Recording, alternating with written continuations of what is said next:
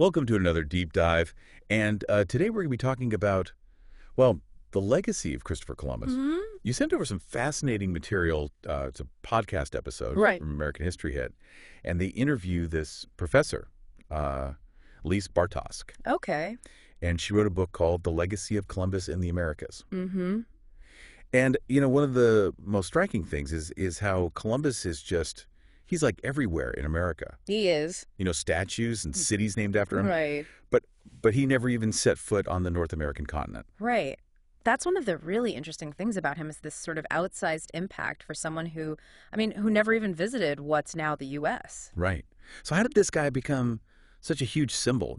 We're taught about him in school. Mm-hmm. I grew up on a street named after him. Really? Yeah. It wasn't until, much later that I started to really think about what that actually meant. Like, why is this guy so important to our history? Well, yeah, and that's a great question because the more you dig into his life, you realize just how complex and controversial he really was. The podcast episode even mentions that there's debate about where he was even born. What, really? Yeah, there's actually DNA testing happening in Granada, Spain. Wow. Trying to sort it all out. And the theories are all over the map, Some say Italy, others point to Corsica.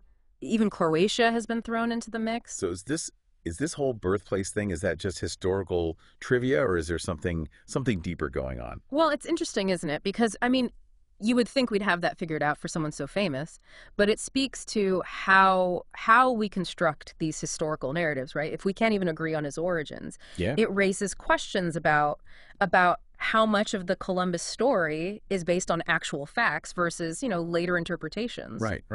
Like, it's almost like starting with a blurry picture and trying to make it clear. So let's try and fill in some of those details. Like, okay, so we know he was a commoner, he worked in the wool trade. How does a guy like that end up leading these massive voyages? Right. Well, his early career is really key here. He sailed with the Portuguese merchant marines for a while. Okay. So he got experience with long voyages, trade routes down the African coast. Plus, his brother was a map maker, which, opened up all sorts of connections and knowledge. Oh, okay. Gave him access to a lot of information. So it wasn't just some random guy who decided to sail west. He had some skills. No, not at all. He definitely knew what he was doing. He had a network. Yeah. And by the way, let's bust a myth right now. Okay. Columbus knew the Earth was round. That whole flat Earth idea, that came much later. Yeah, I've heard that too. What he believed was that sailing west was a faster way to reach the riches of Asia. Ah, so the shortcut theory. Exactly. Okay. And this was around the time when the Ottoman Empire had closed off the Silk Road. Right. So finding a new route to the east was, well, it was a huge deal. Yeah, it was an economic pressure cooker. It really was. So enter Columbus and his famous 3 ships, Mm-hmm. the Santa Maria, the Pinta, and the Nina. Of course, we all know the story. Yeah. He set sail, bumps into the Americas, the end. Right. But the podcast episode, it talks about, the voyages being much more extensive than just like a quick hello to the New World. Oh, absolutely. These weren't just quick pit stops. Right. He spent a lot of time exploring the Caribbean islands, actually, convinced that he'd found islands just off the coast of Asia. Okay. And he was so sure that he'd found enough gold to finance a crusade to Jerusalem. Talk about ambitious. Right. It really shows you the mindset of the time. Yeah. So while trade was the initial focus for Spain's monarchs, Ferdinand and Isabella. Mm-hmm. They also saw potential for, expanding Christendom Right. through colonization. And Columbus was very clever. He played into that. You know how to sell it. Yeah. But of course, this whole enterprise, it came at a pretty horrific cost to the native populations. Mm-hmm. We know Columbus wasn't exactly known for his, kindness. To put it mildly, even by the standards of the time, his punishments were considered really brutal. There was witness testimony uncovered in 2005 that detailed some truly awful things. Oh, wow. And here's an interesting twist. He was also accused of preventing native baptisms. Wait, hold on. Why would he do that? Wasn't converting people part of the whole point? It was, but Spain had rules about, enslaving baptized natives. They were supposed to be under the protection of the church. So by not letting them be baptized, he was kind of keeping the door open for exploiting them for labor. That's a likely explanation. And you have to remember, this was a time when the idea of European superiority it was completely ingrained. Columbus saw himself as a civilizing force. Right. And sadly, that justified a lot of really horrific actions. This whole, it all kind of leads to the question of his downfall. I mean, he was arrested and brought back to Spain in chains. Right. Was that just because of his cruelty, or did his power have anything to do with it? It's hard to say for sure, but it was probably a bit of both. I mean, his mismanagement and his brutality made him, a pretty convenient scapegoat. But he was also becoming increasingly difficult to control. He had his own ambitions, Right. and those sometimes clashed with the Spanish crown. So he was kind of a loose cannon. In a lot of ways, yeah. But he still went on a fourth voyage. He did. Even after all that. Yeah. Still searching for that passage to Asia. It's amazing. He died in Spain still believing that he'd reached Asia. And even his final resting place is kind of a mystery. There are remains claimed to be his in multiple locations. Wow. It's almost like his story itself is the start of all these myths that would get built around him later. Right. He becomes this sort of blank slate that different cultures in different time periods project their own ideas onto. That's a great point. And that really takes us to the heart of our deep dive today. How did a man who never even set foot in North America become such a powerful symbol for this nation? We'll delve into that next. It really is fascinating how this whole Columbus myth took root in the U.S. Think about it. The late 18th century, you have this brand new nation trying to forge its own identity. Yeah, break away from England, from Europe. Exactly. And they needed a hero, someone who embodied this whole new world spirit. Someone who represented that break. Right, a rejection of the old ways of Europe. So Columbus, despite all his baggage, he kind of fit the bill. He did, in a way. He represented this bold journey into the unknown, right? This rejection of the established order. Well, wasn't he working for the Spanish crown? I mean, that seems a bit ironic. It does, doesn't it? Especially considering they just, fought a war for independence from another European power. Right. But that's what's so interesting about this. The podcast episode points out that early Americans, especially those who led the rebellion against Britain, they saw themselves in Columbus's struggles. Oh, interesting. He'd faced rejection too. Right. He was initially turned down by the Portuguese court. Right. Exactly. He had to fight for recognition, for resources. And that resonated with the Americans who had fought for their own freedom. So they kind of recast him as this rebellious figure, almost like a proto-revolutionary. I like that. Yeah. So they kind of glossed over the whole Spanish Empire thing and focused on this individual struggle. They did, and that narrative, it got even more powerful in the 19th century with the arrival of large numbers of Italian immigrants. They embraced Columbus as a symbol of their own place in America. And this is where the Knights of Columbus come in. Yes. Right? Yeah. They were really instrumental in pushing for Columbus Day. They were. The Knights, founded by Irish Americans to support Italian Americans. Wow. They lobbied hard for recognition of Columbus. Right. And in 1934, it became official. President Franklin D. Roosevelt declared October 12th as Columbus Day. Wow. So you have this figure who never even landed in North America. I know. Becoming a national holiday. It's amazing how effective that narrative became. It really is. But it's crucial to acknowledge the problematic side of the story, right? Celebrating Columbus meant ignoring the devastating impact he had on Native American populations. Yeah, it's like they had to erase that part of the story to fully embrace him as this symbol of American exceptionalism. You're exactly right. And that erasure, it's linked to a broader trend in Western thought. This idea of a civilizing mission, the belief that European culture and Christianity were superior and destined to spread throughout the world. So this is where that concept of manifest destiny comes in. Exactly. The idea that America had this God-given right to expand westward, even if it meant displacing, native peoples. Exactly. And Columbus, despite his limited actual connection to North America, right, he became a really powerful symbol for this expansionist ideology. His name is associated with conquering new lands, taming the wilderness, bringing, civilization to the West. It's almost like Like his story was just a convenient justification for what was happening. It's true. And even the very name Columbia became like a poetic term for America. Right. It just further solidified his place in the national consciousness. So it's incredible how a single figure can embody such, contradictory ideas. I know. Exploration and exploitation, discovery and destruction. It's fascinating and troubling at the same time. It really is. We're not just talking about a historical figure here. We're talking about how we create narratives to explain ourselves, our past. Our future. That's Exactly. the reflection of us. And it's not just a North American phenomenon. Right. The podcast episode, it also touches on how Columbus is viewed in South America, Mm-hmm. and it's quite different. Because down there's no need to invent a connection. Right. His role in Spanish colonization is undeniable. It is. But even there, he's often portrayed as a victim of the Spanish crown, Interesting. which is a narrative that resonated with independence movements. Huh.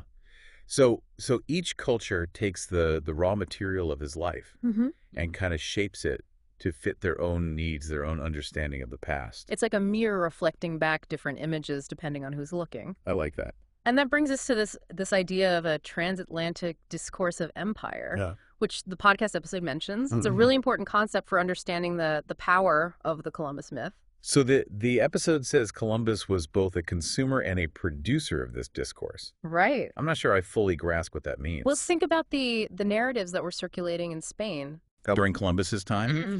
stories about, the Visigoths, the prophecies of Merlin, the reconquest of Spain from the Moors, Mm-hmm. all these narratives, they were about empire, about expanding the Christian world. So he was absorbing these ideas, and this shaped his own worldview. Exactly. And he actively used them to craft his own image, Mm-hmm. to justify his voyages. Right.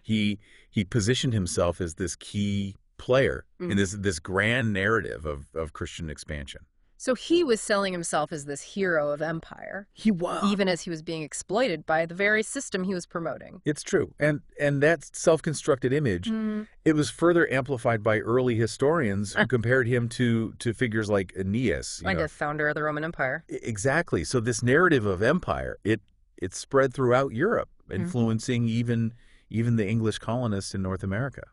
So you have this transatlantic flow of ideas. Right. Shaping how people on both sides of the ocean viewed history, their place in the world. Exactly. And the term Columbia itself becomes really interesting in this context. Okay. It was originally coined by Bartolomé de las Casas, Mm-hmm. a Spanish priest who criticized Columbus's brutality, Mm-hmm. but also saw him as this pivotal figure. Mm-hmm. But in the 1770s, Okay. as America was fighting for independence, Mhm. Columbia took on this whole new meaning. So it became a symbol of America's own aspirations, a kind of new Rome, Yes. destined for greatness and expansion. Exactly. And that's where the enduring power of the Columbus myth lies. Okay. It's not just about one man. Mhm. It's about how his story became intertwined with these larger narratives Right. of empire, conquest, and national identity. It really makes you think about how we choose to remember the past, doesn't it? It does. What stories we tell ourselves, but we choose to ignore. And the podcast episode, it uses a really powerful example to illustrate this. Yeah. The Columbian Exposition of 1893. Oh, right. The one in Chicago. Yes, yeah. Celebrating the 400th anniversary? 400th anniversary of Columbus's voyages. That was a huge deal. It was meant to be this showcase of American progress and ingenuity. Mm-hmm. But it also kind of inadvertently revealed the darker side of the Columbus myth. They talk about Buffalo Bill's Wild West show in the podcast episode, do. which was a popular attraction there. It was. What does that have to do with Columbus? Well, Buffalo Bill's show, while entertaining, Mm-hmm. it also glorified the conquest of Native Americans Right. and the show's publicist. Okay. He explicitly drew a parallel between Buffalo Bill and Columbus, Really? calling them both, pioneers who embodied the spirit of westward expansion. So even in this celebration of American achievement, Right. you have this undercurrent of conquest and displacement. Exactly. And that tension, it's still with us today as we continue to grapple with the legacy of Columbus Right. and his impact on indigenous communities. it raises a lot of questions about how we choose to commemorate historical figures, Mm-hmm. how we reconcile the narratives of the past Mm-hmm. with the realities of the present. And those are precisely the questions that we need to keep asking ourselves as we delve deeper into this fascinating and complex story. Yeah, it's been a really eye-opening conversation. I feel like I have a much deeper understanding of how the Columbus myth took root and evolved over time. I'm glad to hear that. It's a story with so many layers, It really is. and it continues to resonate today in ways we may not always realize. So where do we go from here? I mean, what is this legacy of a guy who sailed, over 500 years ago? Why does it still matter to us today?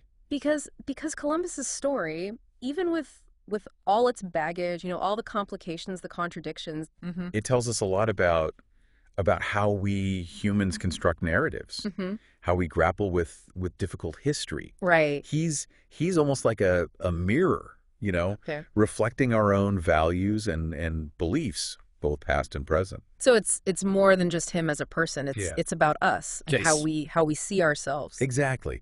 And it's a reminder that history isn't just about, Dates and facts. dates and facts. It's a living story that continues to shape our world today. It's still unfolding. It is. And it's a Yeah. story that's still being written, Right. as Yep. we reevaluate figures like Columbus, Mm-hmm. we're actually having this larger conversation about who we are as a nation, Mm-hmm. how we remember our past. It's about acknowledging that history isn't, black and white. There are triumphs and tragedies, heroes and villains, and the lines are often blurred. You're absolutely right that the term Columbia is a perfect example of that, right? Yeah. I mean, it's everywhere. Place names, institutions, even our national anthem. Columbia, the gem of the ocean. Exactly. We sing about it, but do we always stop to think about, The weight, the historical weight? the complexity. The complexity behind that word. Right. It's a reminder that even as we move forward, Mm-hmm. the past is always present. That's with us. Yeah. Shaping our lives in ways we may not fully grasp. And the podcast episode actually concludes by posing a really interesting thought. Oh. What if instead of focusing on what Columbus did, we consider what his voyages, what they represent? Okay. The human desire to explore, to push boundaries, to seek new horizons. It's like shifting the focus from the individual Mm-hmm. to the larger forces at play. Yeah, that innate curiosity Mm-hmm. that drives us to explore, to connect with other cultures. It's a powerful idea, isn't it? It is. Perhaps that's the true legacy of Columbus. Mhm. Not the conquest and the cruelty, Right. but the spirit of exploration that Mhm. continues to drive humanity forward. It's a legacy that's both, inspiring and cautionary at the same time. It is. It reminds us that our actions have consequences, Mm-hmm. that our quest for knowledge and progress, Mm-hmm. it has to be tempered with respect and understanding. Well said. It's a reminder that we're all part of this ongoing conversation Mm-hmm. with the past. Right. And as we continue to explore and learn, Mm-hmm. we have to do so with open minds, with a willingness to challenge the narratives that we've inherited. I think that's a perfect note to end on. I agree. A thought-provoking challenge for all of us Mhm. as we navigate the complexities of history, the challenges of our own time. Thank you for this insightful conversation. Oh, thank you. It's always rewarding to delve into these historical puzzles and uncover the layers of meaning embedded within them. Absolutely. And to our listener, thank you for joining us on this deep dive. Yes, thank you. We encourage you to keep learning, keep questioning, and keep engaging with the past, Yeah. in all its messy glory. Mm-hmm. Until next time, keep diving deep.